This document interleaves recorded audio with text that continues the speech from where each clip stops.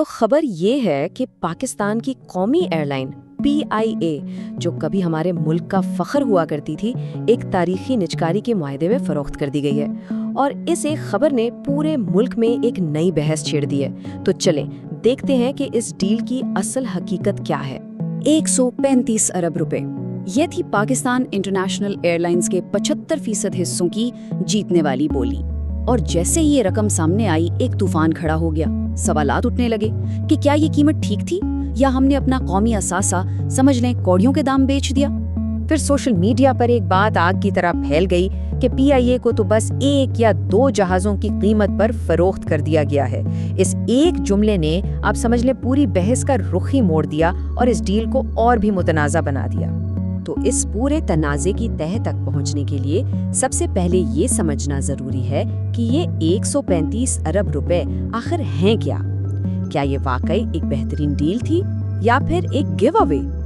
دیکھیں، اس ڈیل کے بارے میں 2 کہانیاں سنائی جا رہی ہیں۔ ایک طرف دعویٰ یہ ہے کہ PIA کو کیش صرف 10 ارب روپے میں بیچا گیا، لیکن حقیقت تھوڑی پیچیدہ ہے۔ اصل میں یہ ڈیل ایک پورا پیکج ہے۔ اس میں تھوڑی سی کیش پیمنٹ ہے اور اس کے ساتھ ایک بہت بڑا سرمایہ کاری کا وعدہ بھی شامل ہے۔ اور اس پیچیدگی کو سمجھنے کے لیے ایک کانسیپٹ ہے ٹرانزیکشن ویلیو۔ مطلب اس طرح کی ڈیلز میں قیمت صرف وہ نہیں ہوتی جو فوراً کیش مل رہا ہے، بلکہ اس میں وہ پیسہ بھی شامل ہوتا ہے جو کمپنی کو بہتر بنانے کے لیے مستقبل میں لگایا جائے گا، اور یہ بہت ضروری ہوتا ہے۔ چلیں اس کو ایک آسان سی مثال سے سمجھتے ہیں۔ فرض کریں PIA ایک بہت قیمتی لیکن بالکل ٹوٹا پھوٹا گھر ہے۔ اب گھر کا مالک یعنی حکومت اسے صرف 10 ارب روپے کیش ملتے ہیں، لیکن جو خریدار ہے وہ کہتا ہے کہ میں اس پورے گھر کی مرمت پر، اس کو ٹھیک کرنے پر 125 ارب روپے لگاؤں گا۔ تو اب بتائیں ڈیل کی اصل ویلیو کیا ہوئی؟ صرف وہ 10 ارب نہیں، بلکہ وہ 125 ارب بھی اس ڈیل کا حصہ ہیں، جس کے بغیر وہ گھر کسی کام کا ہی نہیں رہتا۔ تو یہ 135 ارب روپے جاتے کہاں ہیں؟ دیکھیں، اس کا لگ بھگ 92.5% یعنی 125 ارب روپے سیدھا PIA کے اندر جائے گا نئے کیپٹل کے طور پر، اور صرف 7.5% یعنی قریباً 10 ارب حکومت کو ملیں گے۔ اس سے صاف پتہ چلتا ہے کہ ڈیل کا اصل مقصد پیسہ کمانا نہیں، بلکہ ایئر لائن کو اپنے پیروں پر دوبارہ کھڑا کرنا ہے۔ ٹھیک ہے، ڈیل کی سٹرکچر تو سمجھ آ گئے، لیکن اصل سوال تو یہ ہے کہ آخر PIA کو بیچنے کی ضرورت ہی کیوں پیش آئی؟ حکومت اس کو بیچنے کے لیے اتنی بےتاب کیوں تھی؟ جواب سیدھا سا ہے۔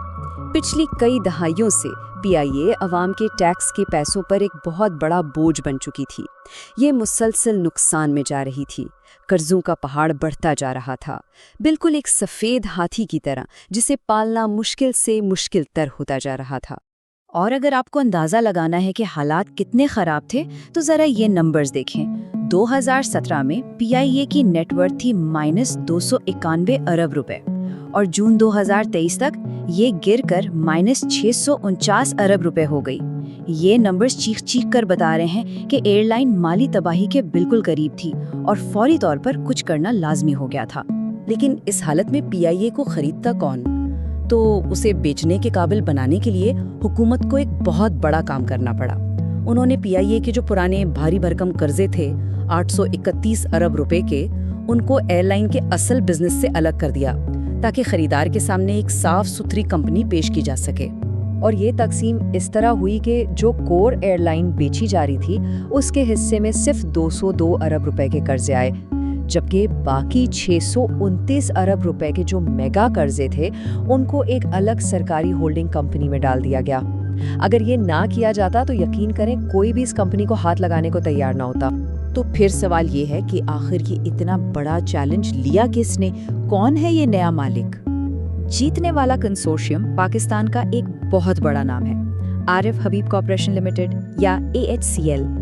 یہ گروپ پہلے سے ہی fertilizer, energy, cement, financial services جیسے کئی شعبوں میں کام کر رہا ہے، اور آکشن کے بعد فوجی فرٹیلائزر کمپنی نے بھی ان کا ساتھ دیا، جس سے یہ گروپ اور بھی مضبوط ہو گیا ہے۔